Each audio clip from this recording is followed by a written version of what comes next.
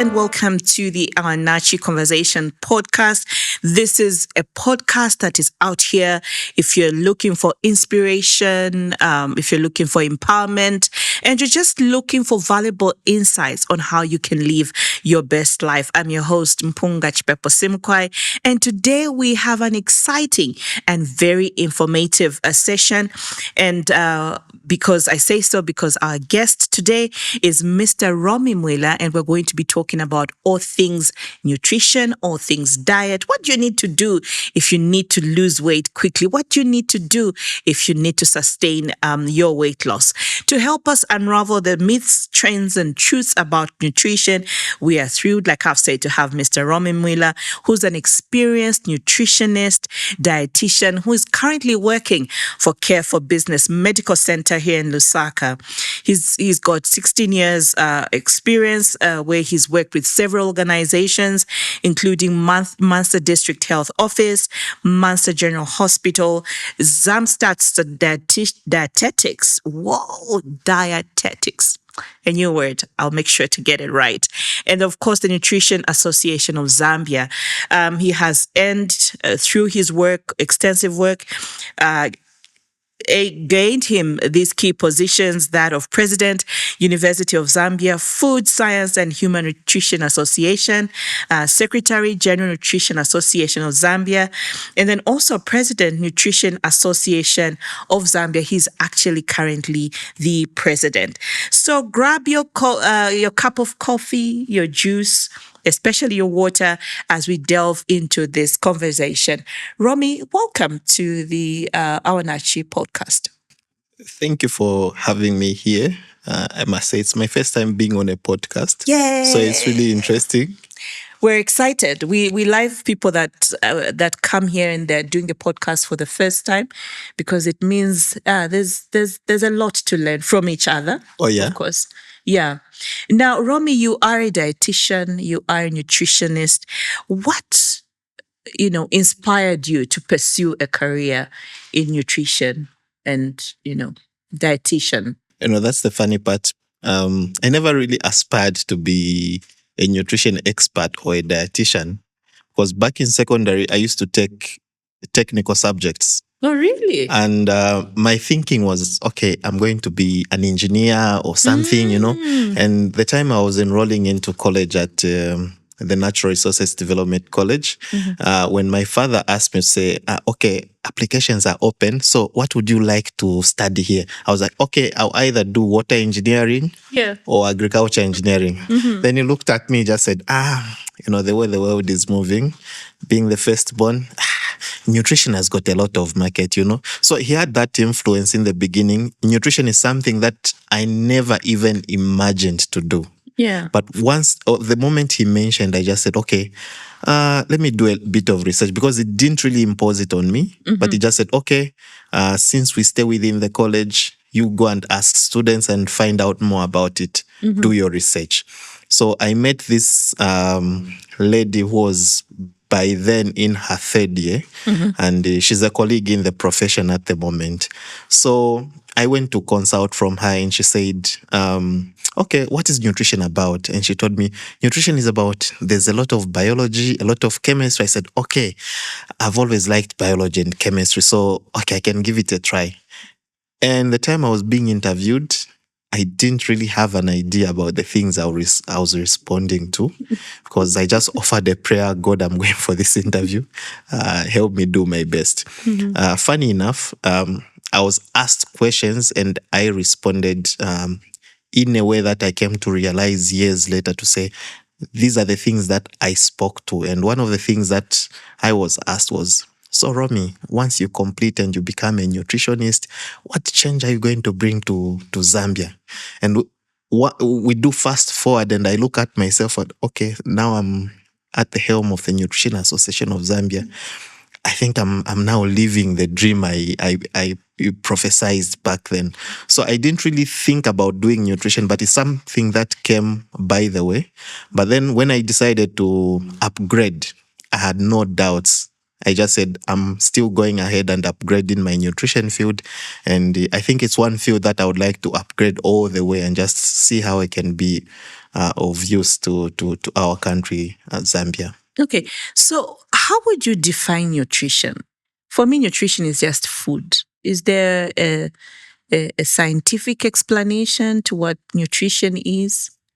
Yeah, well, there is a scientific explanation to what nutrition is, and I always enjoy to keep things at easy. Yeah. But if you look at the scientific part of it, it looks at the science that is involved in just taking in food, the processes the food go in terms of digestion, absorption, and also excretion, all the way until you go to the toilet and excrete.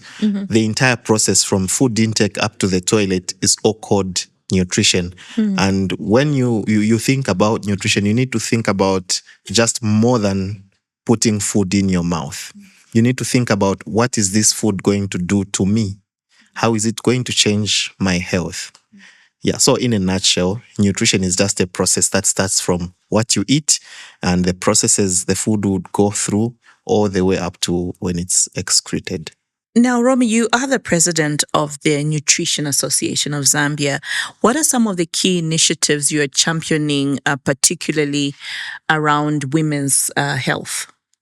Yeah, around women's health, there are a number of things that even just the country is pursuing in line with nutrition, and as an association, we are part of that. So I'll begin with maternal and child health, where we look at a woman getting pregnant and the type of nutrition they need to receive. So we are in the background trying to support that cause, to ensure that women have got the right nutritional status as they go into that process, and also just try to advocate to say, once a woman begins to plan to get pregnant, they need to start considering taking certain nutrients in good time. For example, if you plan to say, okay, I should be able to get pregnant maybe in a month, 2 months, 3 months, it's important that they consider taking excess of particular nutrients that are needed for the development of the child early on. And it's also important for them just to have a good nutritional status, because fashion is trending at the moment. There are women that would like to be so slender, and if we measure their nutritional status, it may be on the lower side and not be able to support pregnancy. So once a woman begins to aspire to have a child, they need to up their nutritional status if it is below. And if it is up, again, would like to encourage them just to shed off and just have an optimal nutritional status to support the process of that pregnancy. Other than that, we are also into encouraging adolescent girls into just proper nutrition. So if you go into schools, there are all these programs, and there's another program that has been introduced, school health and nutrition, where schools have gone ahead to provide certain foods to pupils, just to make sure that they have a proper nutritional status. So if we look at an adolescent girl, we need to make sure that her nutritional status is intact, because this is a potential person that would get pregnant, or the next parent. And if they go into being a parent with a poor nutritional status, it means they'll be malnourished during their pregnancy time, and even once they deliver, they'll be malnourished, and they're more likely to give birth to a child that is of low birth weight. So if we talk about nutrition for women, we need to worry about them starting from before they get pregnant. We can also consider the changes the body undergoes once they are having their menstrual cycles and all those things. So the association is in the background just trying to advocate for proper nutrition practices among women, and those are some of the areas where we're working. Rommie, I like the fact that you highlight in terms of the nutritional need for that adolescent, a girl or a woman, and we are living in a time when issues of menopause and perimenopause are becoming center conversations now. What's should those women in that bracket prioritize? The ones when perimenopausal and menopausal? Because clearly nutrition does play a key role in their overall well-being. Yeah, so people that are in that age category, they need to ensure that they just stick to proper eating habits. There are hormonal changes that get to be prevalent around that time. So you may find that feeding patterns begins to change. It will lead others to eating more, others will eat less. So it tends to be a psychological issue at some point because of the hormones overriding the systems of the body. So it's important for women to be encouraged and to be sensitized in good time so that they know that there's this thing that is going to come and it's likely to just push me off the edge when it comes to my nutritional status, and basically away from just being pregnant or lactating. The needs for a woman will remain the same with the rest of the population. But the danger just comes in when the hormones begin to override the system. They push you into overeating. Others stress eat. Others get depressed and they don't eat. So that is likely to affect the nutritional status of that particular woman. Okay, now, Rommie, you have worked on corporate wellness programs. How can workplaces better support women's health and nutrition in order for them to thrive in the corporate space? I'd like to say this in Donald Trump's voice. That's a big one. That's a big one. That's a big one, You yeah. know, there's a lot of debate when it comes to just the welfare of women in workspaces. Of course, as an association, together with other stakeholders, I think we've labored enough in the past to ensure that women are accorded enough time to attend to their personal needs. So when you look at a working mother and they have a child that they have to leave at home, and of course it's very exciting when you have a child in the house, and once the maternity leave ends, then you know that, okay, I have to go back to school. I mean, I have to go back for work. And this is where the work spaces need to actually be more aware to ensure that women are supported better going forward. We have been advocating to increase the maternity leave to up to 6 months. But of course, there are all these politics to do with the profits that certain organizations will need to make and how long these women will be away from work. 6 months seems to be a longer period of time, but it is more realistic because if a woman is given 6 months to adequately feed her young one, I think we are able to arrest some of the many problems that we begin to face. So in the corporate space, it would be good because we've been advocating to say if they can be corners or pregnant women can be given privileges of maybe having more time to attend to the child or finding a way in which they can have breastfeeding corners, for lack of a better term, so that a child can be brought from home into the work space so that this mother can actually just breastfeed and provide the much needed nutrition to the young one. I think that would really help. So in the corporate space, I think that may be lacking at the moment because corporate spaces are result-oriented and they need you to be performing certain roles. So we find women not better supported in that area. But if this can be relooked at, I think would have a proper nutritional status even just for the entire country. As we stand at the moment, we've made a marginal move in terms of stunting levels. We just moved from 35 to 32. Okay, it may seem to be a good thing, but of course we are yet to see the impact of the drought on the nutritional status of the entire country.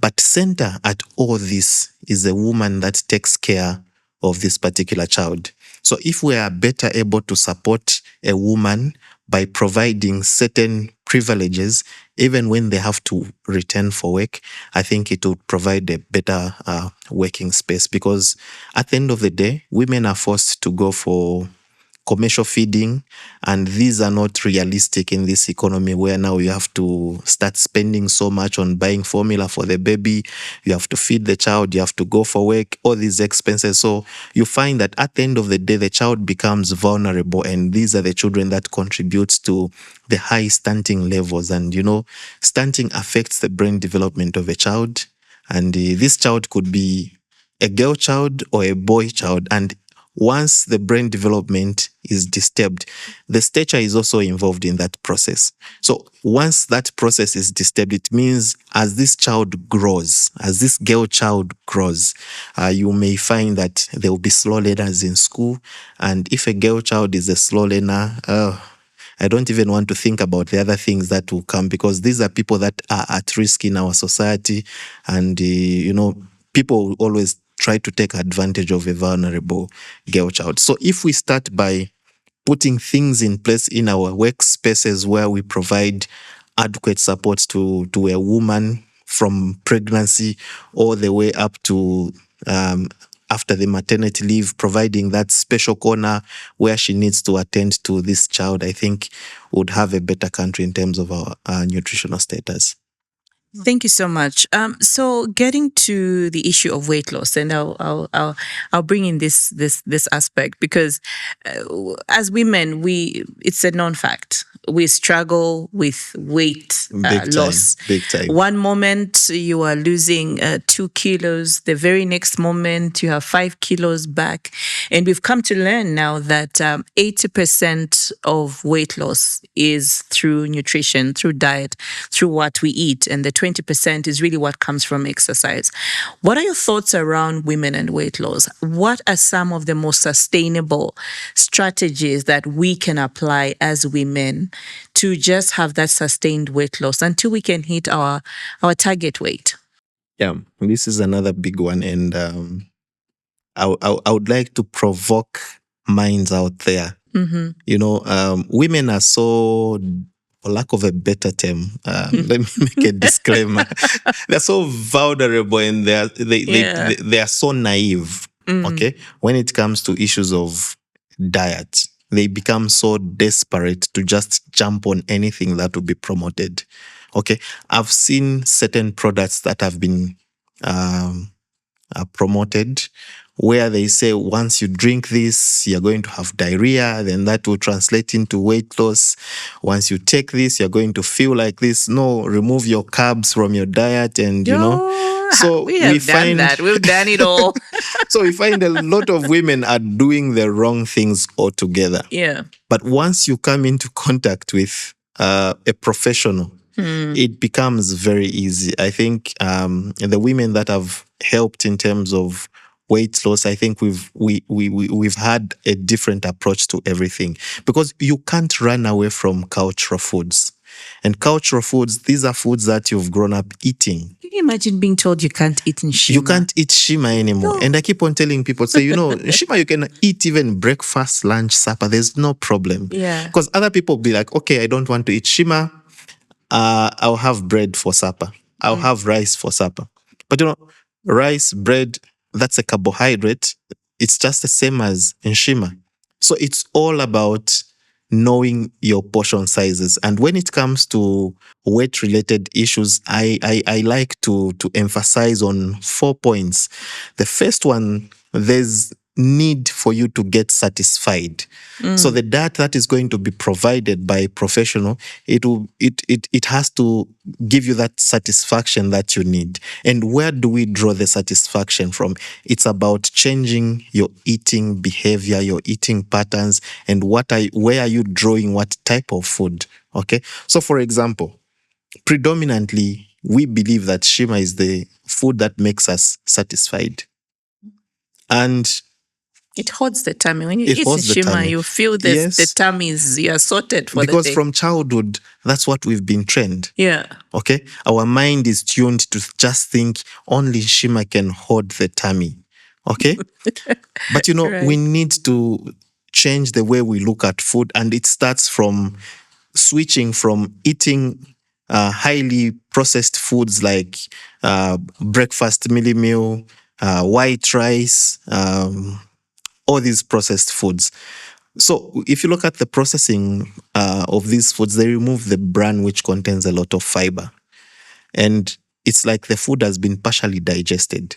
So what you need to do is eat whole foods. In this case, we're talking about, if it's in Shima, let's go to roller meal. I know roller meal is not liked by the population, and there's a lot of stigma attached to eating roller meal. If they meet me buying roller meal in ShopRite or anywhere, of course I don't mind, and I feel proud when I walk into a supermarket. I go and buy millet meal or sorghum. Is very nice, You know, I feel proud, but other people will be like, what problem does he have? Especially when it comes to roller meal, they'll associate poverty to buying that type of mini meal. So a lot of people do not want to go that direction. But I must say here to say, roller meal is the healthiest you ever find in terms of mini meal on the market from the maize population. Millet meal is awesome. Sorghum, that's an option because these foods contain a lot of fiber, and these are the food that provide the satisfaction that we are talking about. Okay, only the portion sizes are the things that we need to pay particular attention. Okay, and I would like to draw our listeners to what I call the health plate. Growing up, we had this plate that was partitioned in 3 portions. The bigger part and 2 smaller portions. And predominantly we had Shima staying on the bigger part. You would have 3-4 lamps there and just a teaspoon of vegetables or tablespoon of vegetables and your piece of protein there. It could be carpenter, it could be beans. Okay. And we would call that, and we not even would call that, we call that a meal. If you go to restaurants anywhere, they want to increase the portion of the Shima. So before I lose my thought, we're talking about satisfaction. So we need to draw satisfaction from foods that contain a lot of fiber. And this includes the roller meal, the millet meal, sorghum meal, and a lot of vegetables. So on that health plate, that big portion should have vegetables instead, and the small portion should have Shima. You just need just half a lamp of Shima on your plate. That's enough. And just about the same portion of your carbohydrate I can already pick one of the people working in the background saying a small portion. Like, no.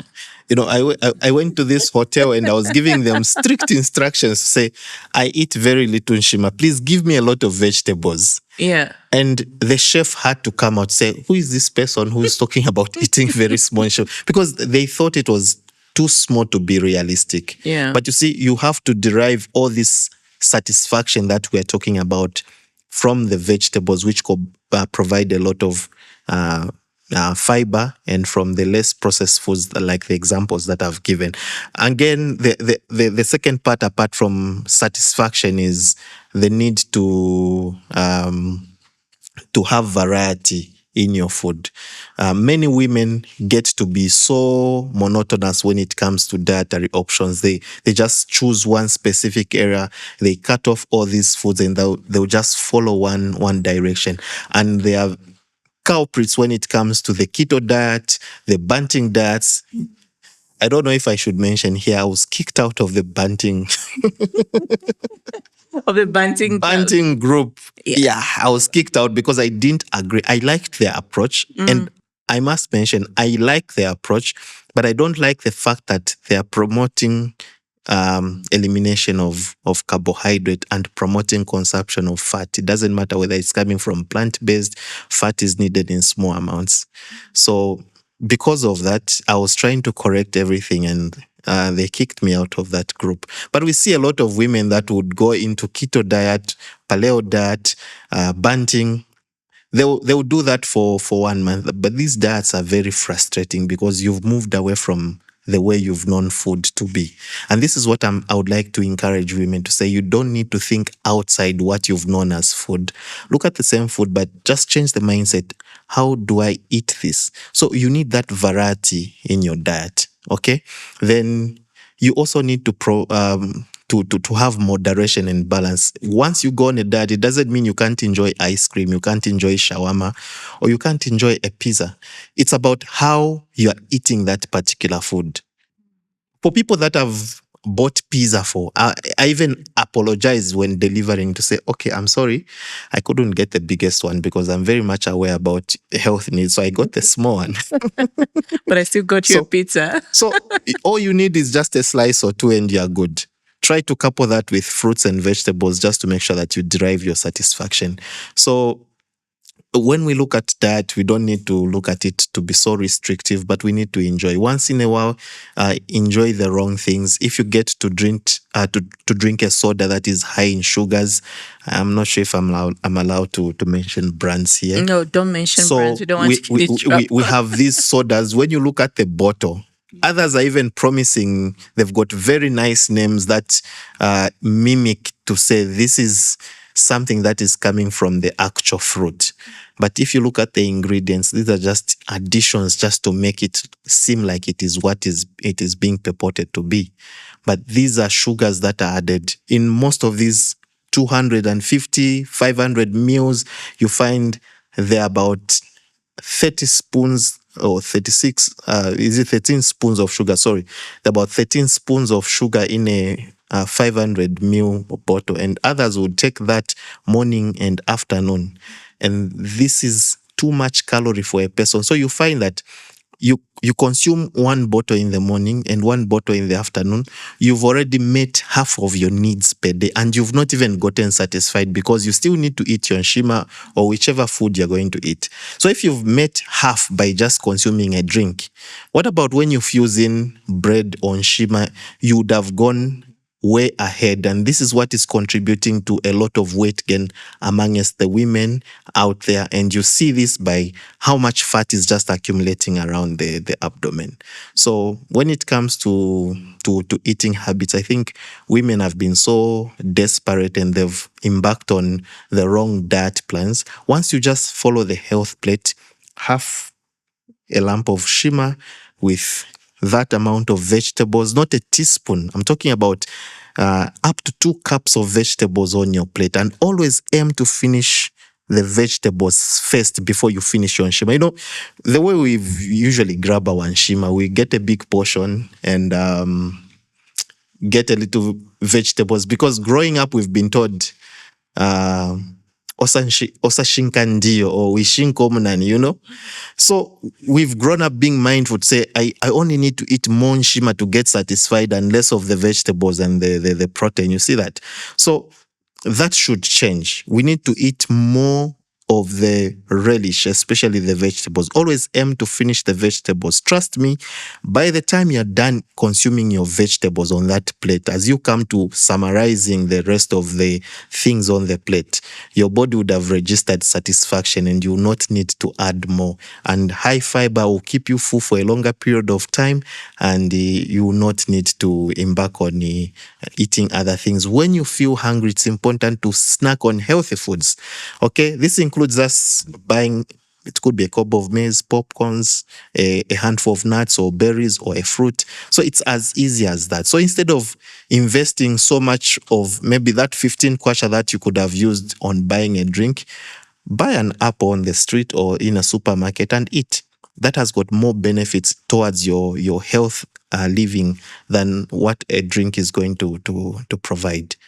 Okay. Now, what role does nutrition play in exercise? So when it comes to nutrition and exercise, nutrition is actually the key to everything. Just like you gave me those statistics to say, we lose more if we follow the correct nutrition, because foods provide the calories that we need. So I always mention to say, you are likely to achieve more results by following your diet than going on exercise alone. So if you compare these two separately, following your diet is superior to just doing exercise, because you can do an exercise, maybe do a run for 4 kilometers, okay? Then after doing that run, automatically your body is going to demand for food, and you find yourself eating more than the exercise that you did. So you may be thinking you're doing the exercise, but your food consumption is actually going beyond what you burnt in that particular exercise. So of course, if you combine both exercise and nutrition, you are more likely to score more. And the realistic weight loss in a month is 4 kg. And this means you've taken care of nutrition religiously and exercise religiously. You've combined the two, and the maximum you should lose in a month is 4 kg. Otherwise, if you do them in isolation, then you find yourself losing 1 kg, 2 kg in a month. And that's still good enough because you're on your path to losing weight. You don't have to see results drastically just in one beat, but it's a step at a time, and slowly but surely you need to start seeing results and get motivation from that going forward. So, from experience as a nutritionist, Rommie, what would a typically good nutrition day look like for a woman like me? What would you recommend for breakfast? What would you recommend for lunch? What would you recommend for the evening, based on your experience? Okay, so from my For weight loss, experience, of course. for weight loss, women need to follow the health plate, and they don't need to throw away the breakfast. Breakfast is the most important meal of the day. But even as you look at breakfast, if it's bread you're going to have, how many slices of bread are you going to have? If it's oats you choose to have, how much on that plate are you going to have in terms of the oats? So it starts from there. So you need to start counting from there and just see how much you need to eat by following your portions. If you limit yourself to 2 slices of bread and you prefer having brown bread, it's a good option for you because it comes with several benefits. If you choose to have oats, for example, you can have half a cup of oats. You can have that. In addition to that, you can have an egg. You can even add a fruit. Once you have all these 3, you still feel comfortably full, and to be able to sustain you until lunch. If at all a woman feels hungry in between, they can still choose to snack on a fruit or nuts or seeds. This includes groundnuts, pumpkin seeds, almonds, or cashew nuts, or chia seeds. A tablespoon can be mixed in plain yogurt. So it's just those simple principles that women need to start embarking on. So when you have, for example, a full English breakfast where you have baked beans, you have a sausage, you have an egg there, you have bread, you have cornflakes. So there's a lot of combinations there. So it's not that you need to eat all of that, but be mindful about the portions you choose to have on that plate. If a woman chooses to go for whole grains or cereals, it's a much better option for breakfast. For the snacks, we've already discussed. When it comes to lunch and dinner, again, it's just about following the health plate. Whether you're having rice as a carbohydrate, whether it's sweet potatoes. I think there's been a lot of politics when it comes to issues to do with certain particular foods. I remember at some point there was a politician that said, if you can't manage to eat bread, go and buy kandolo, and it brought a lot of debate, because there's this mindset to think kandolo is not a healthy food, but that's a carbohydrate that you can include on your plate. But how do you prepare it to make it more interesting? Let's forget about preparing it the normal way of just boiling and put it on the plate. Add flavor to it, okay? You can choose to bake, add spices there. On top of that, you can include mixed vegetables on the side, and you have your portion of a protein. It could be fish, it could be a meat, it could be poultry, and you have a health meal that qualifies to be your breakfast or lunch or dinner. It's just about the mindset that we attach. If you choose to have rice, again, we stick to the same portions. So women out there need to begin realizing to say it is all centered around following the health plate. Half of your plate should be vegetables, and quarter your carbohydrates, and quarter your protein. If you're able to eat mostly grilled or boiled, it's even much better. So for lunch and dinner, those are the considerations that they would consider. So for the carbohydrate, they're not limited to one. They can choose to have rice, potatoes, sweet potatoes, butternut, pumpkins. So the list is endless when it comes to dietary options. And we're not talking about you can't consume this. Yeah. Okay. I'm being directed that our time is actually up, and I know we've literally just scratched on the issue of nutrition. I did warn you though that time does fly. I forgot to warn you as well to say I like talking. Well, obviously, it means that we have to create time for us to come and continue this conversation. But before we let you go, Rommie, we are preparing for Women's Month. We're in the Women's Month already.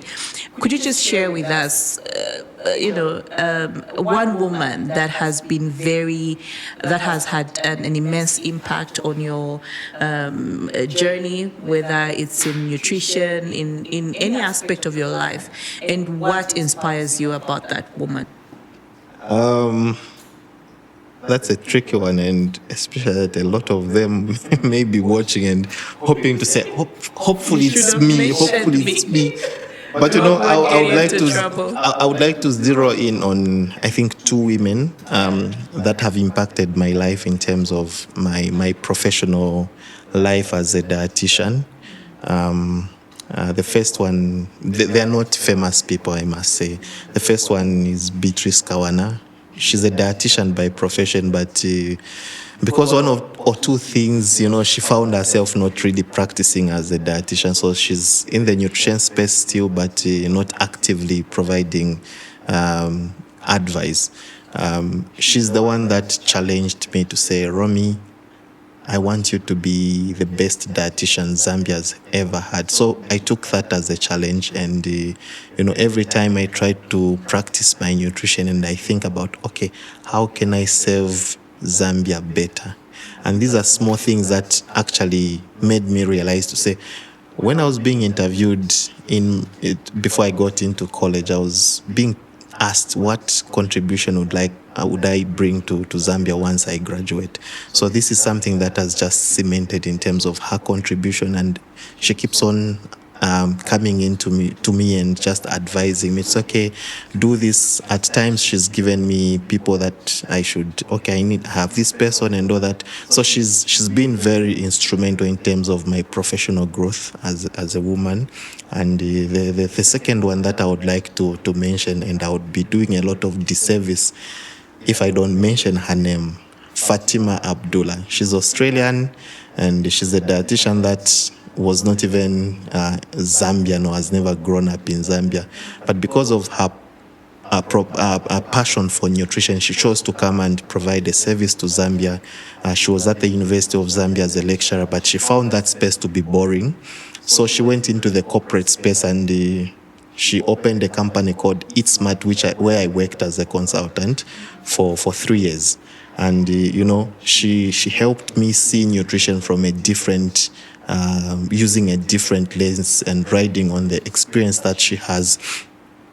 Looking at her background in Australia, Australia is very far much ahead in terms of nutrition. Fatima was able to, help me come up with this mindset where I need to reach out to a person at the level where they're able to understand their needs. And she's contributed a lot more to what I've become now in terms of a dietitian. And if you were able to identify me to say, okay, you come and appear on this show, I think it's because of the skills that I've drawn up from these two women. And I always remain indebted to them. So, yeah.